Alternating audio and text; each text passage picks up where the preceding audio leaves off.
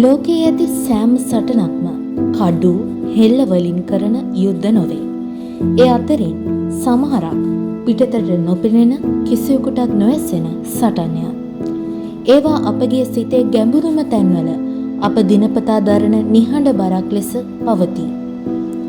සිනහවක් පිටුපස කෙනෙකු තම මනස සමග කොතරම් විශාල යුද්ධයක නිරත වී සිටිනවාදැයි පිටතට නොපෙනේ.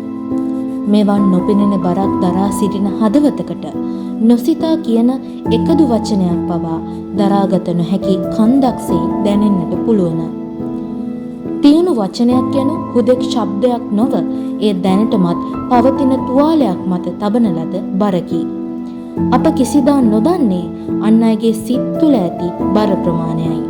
එබැවින් අපගේ වචන කෙතරම් කුඩා වුවත් ඔවුන්ගේ ලෝකය දෙදරුම් කවන්නට හෝ මදක් සැහැල්ලු කරන්නට සමත් විය හැකිය. එම නිසා සැබෑ බලය ඇත්තේ තියුණු වචනවල නොව සිතක් සුවපත් කළ හැකි මුදුමලොක් බවෙහිය.